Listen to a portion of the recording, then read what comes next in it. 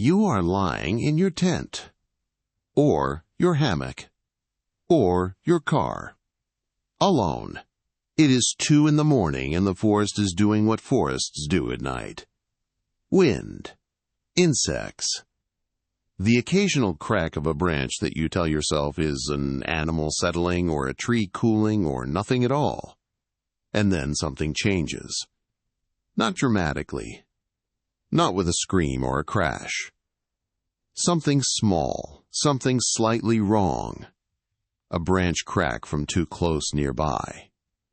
The sudden silence where insects were making noise moments earlier. The feeling, impossible to explain and impossible to dismiss, that you are no longer alone. That is the moment every solo camper understands. And that is where each of these 3 stories begins. Story 1. A hammock camper in the Ozarks feels something press upward against the underside of his hammock. Slowly. Testing. Story 2.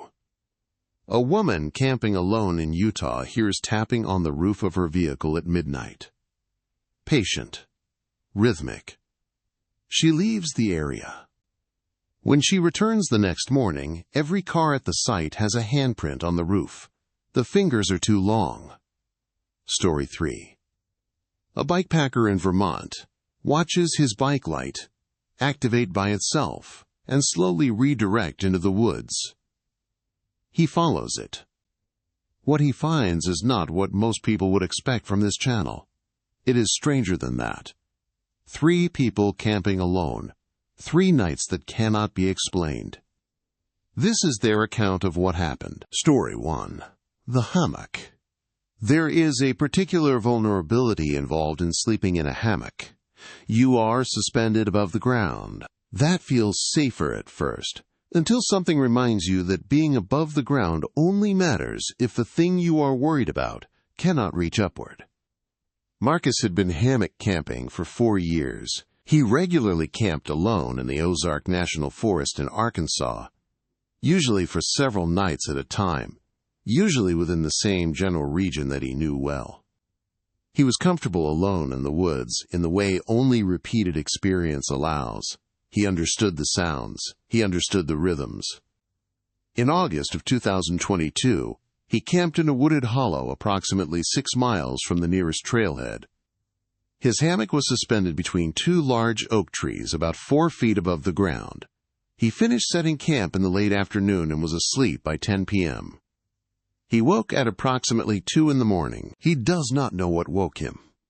There was no obvious sound, no visible movement. He simply became awake all at once, staring upward at the underside of the rain fly with the immediate certainty that something was wrong. Then the hammock moved. Not swaying, not the gentle pendulum movement caused by wind or shifting in your sleep. The hammock was pushed upward from below. A slow, deliberate pressure against the underside of the fabric near his lower back, as if something from the ground was pressing upward carefully beneath him. Marcus did not move. His entire body locked rigid. He stayed perfectly still, made no sound, and tried to breathe in a way that did not look like breathing. The pressure remained for approximately 5 seconds. Then it released. Silence followed. The crickets continued. The frogs continued. Nothing in the surrounding nighttime sounds changed at all. Whatever had applied that pressure beneath the hammock had not disturbed the normal rhythms of the forest. Marcus remained motionless for approximately 10 minutes. Then the pressure returned. Same location, same slow, deliberate upward push. The rhythm was different this time. Not immediately after the first contact, but after an interval long enough to suggest that whatever it was had moved away and then returned. Marcus described the pressure as exploratory rather than aggressive. Not violent, not forceful. The way someone might press a hand against a bag to determine what is inside. Slow, curious, testing shape and resistance. It happened 4 times across roughly 40 minutes. Each time, the same location. Each time, the same careful upward pressure. Each time, Marcus remained completely still. After the fourth contact, it did not return. He remained awake until dawn. When enough light appeared to see clearly, he climbed out of the hammock and examined the ground beneath it. There were no footprints. The leaves and soil beneath the hammock were undisturbed. He checked the base of both trees for scratches or marks. Nothing. He searched a perimeter approximately 20 feet around the camp, looking for any evidence of animal movement. Nothing. But the ground directly beneath the hammock was warm. Not warm from sunlight, not the residual warmth of summer air. Warm the way ground feels after something living has been resting there for a long time. A sustained body temperature, warmth in the leaves and soil beneath where he had been sleeping. He packed camp immediately and hiked out that morning. He told us he has never returned to that hollow. He said, "It is not fear exactly." He said he simply does not see the purpose of returning to a place where something knows he was there and knows exactly what he weighs. Story 2, the handprints. Car camping feels safe in the way any enclosed structure feels safe. You are inside something. You have walls. You have windows you can close. If something is outside, then at least it is not inside with you. That feeling changes very quickly when something is above you on the roof and you cannot see it. Claire was solo car camping at a dispersed site on Bureau of Land Management land in southern Utah. She was experienced with dispersed camping and had done it many times across the Southwest. The location was a flat section of scrubland with several other vehicles scattered across the area. It was not a developed campground. Just open public land where people camp because they are allowed to. She went to sleep in the back of her SUV at approximately 10:30 p.m. The windows were slightly open for ventilation. The sky was clear, no clouds. At approximately midnight, she woke to tapping on the roof of the vehicle. Not loud. Not sudden in the way an impact sound is sudden. Patient, rhythmic. 2 taps, a pause. 2 taps, a pause. The pattern was regular enough that for a moment she wondered if it might be mechanical. A cooling sound from the vehicle itself. Metal contracting in the night air. Something ordinary. She stayed still and listened. The tapping continued for approximately 30 seconds. Then she turned on the interior light. The tapping stopped immediately. Claire sat up and looked through the windows. The scrubland around the vehicle appeared empty, within the limited range of the interior light. She saw no people, no animals, nothing on or near the roof from her viewing angle. She turned the interior light off. Within approximately 30 seconds, the tapping began again. Same rhythm, same patience. 2 taps, a pause. 2 taps. Claire switched on the headlights. The tapping stopped immediately. Now she could clearly see the area in front of the vehicle. Nothing moved through the light. Nothing crossed the scrubland that she could see. She watched for several minutes. Nothing appeared. She turned the headlights off. Within 20 seconds, the tapping resumed. At that point, she started the vehicle and drove to the nearest town, approximately 40 minutes away. She spent the rest of the night in a motel parking lot. She told herself it had been an animal. A bird, perhaps, a rodent investigating the warm metal roof. She repeated those explanations to herself, the same way people explain away the sound of a branch cracking outside a tent. Because you need the explanation to be true. The next morning, Claire returned to the site to retrieve a camp chair she had accidentally left outside the vehicle. 3 other vehicles remained parked there. They had all been present the previous night, positioned hundreds of yards apart across the open land. She walked first to her own SUV and looked at the roof from outside. There was a handprint in the dust. It was located near the front driver's side section of the roof. A single handprint pressed clearly into the thin layer of desert dust covering the metal surface. At first, the size seemed reassuring. The handprint appeared smaller than an average adult hand. Then she noticed the fingers. They were proportionally wrong. Not short, long. Far too long for the size of the palm itself. The fingers extended outward farther than human fingers should, reaching toward the edge of the roof in a configuration she immediately recognized as unnatural. Claire walked to the nearest vehicle and checked its roof. Another handprint. Same size, same shape, same elongated fingers. She checked the third vehicle. Another handprint.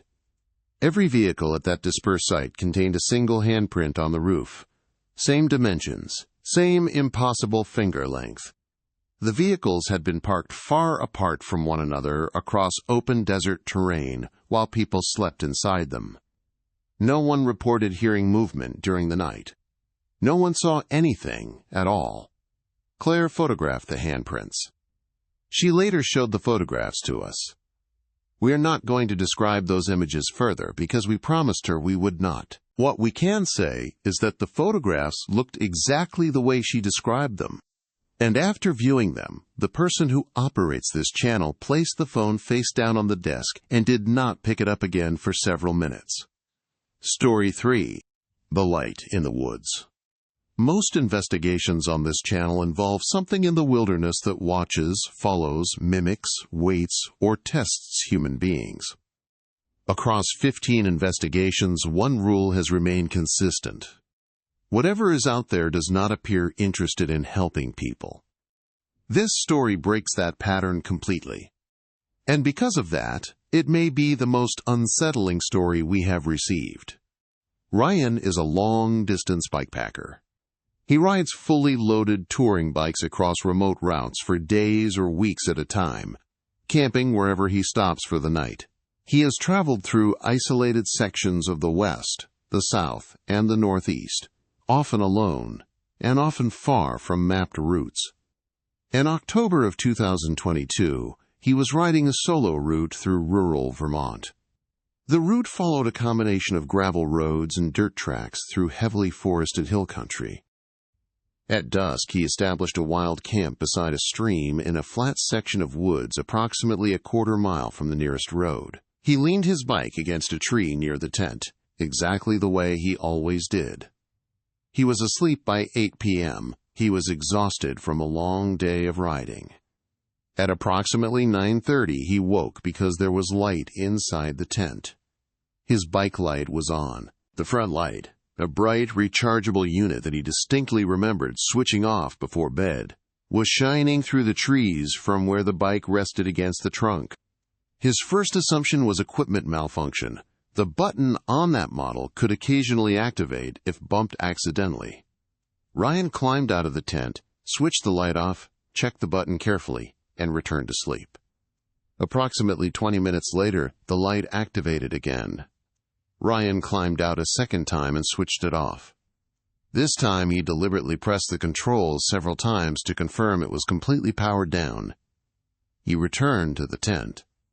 Approximately 30 minutes later, the light turned on again. Ryan stepped outside, intending to remove the light entirely. That was when he noticed something unusual. The beam was not aimed in the same direction as before. Each activation had pointed slightly farther east. The first time, the light pointed roughly south. The second time, slightly southeast. The third time, farther east still. It appeared as if the handlebars had been adjusted incrementally between each activation in order to redirect the beam toward a specific location deeper in the forest. Ryan later told us he does not fully understand why he decided to follow it. He describes himself as practical and methodical rather than superstitious. He thinks in terms of distance, weather, terrain, and equipment. But the gradual progression of the beam direction felt deliberate enough that he followed it. Using his headlamp, he walked into the woods along the direction indicated by the bike light. He told himself he would walk approximately 200 yards. If nothing was there, he would return and remove the light entirely. At roughly 180 yards from camp, he found a woman lying at the base of a large maple tree. She was unconscious, or nearly unconscious. She wore clothing appropriate for a day hike, but carried no emergency gear and no backpack. She was suffering from severe hypothermia. Emergency responders later confirmed that her core body temperature had dropped to a dangerously low level. She had apparently fallen several hours earlier on a trail above the drainage and had been unable to stand again. She had remained at the base of that tree for at least 3 hours. There was no cell service in the area. She had no way to call for help. Ryan was the first person to come anywhere near her. Ryan used his satellite communicator to contact emergency services. He wrapped the woman in his sleeping bag and spare clothing while they waited for rescue personnel to arrive. She was later airlifted from the area and survived. After she recovered enough to speak clearly, Ryan asked whether she had somehow activated his bike light. He wondered if she had used some type of remote signal or whether the light included a feature he did not understand. She told him she had not known he was there. She had not seen his camp. She had not seen the bike light. She had done nothing except lie beneath the tree and try to remain conscious. She said the last clear thought she remembered having was the belief that nobody was going to find her. Ryan told us he has spent the past 2 years trying to understand what happened that night. The bike light operates through a simple button interface. It has no remote activation capability. It contains no sound-activated function. There is no programmed feature that would cause it to repeatedly activate while progressively changing direction. He had owned that light for 3 years. It had never malfunctioned in that way before. It has never malfunctioned that way since. Ryan told us he does not know what he believes happened. He also told us he is not certain belief matters very much in this case. The woman survived. That is the only part of the story he knows with certainty. And according to him, it is the only part that truly matters. He still camps alone. He still rides remote routes. The difference now is that he leaves the bike light where it can be reached easily, just in case something needs to use it again. 3 solo campers, 3 nights, 3 events that should not have happened. Across 15 investigations on this channel, we have documented repeated accounts suggesting that something in the wilderness is aware of human beings. Something that watches, mimics, follows, tests, visits. Case by case, a pattern has emerged. And until now, that pattern has not appeared friendly.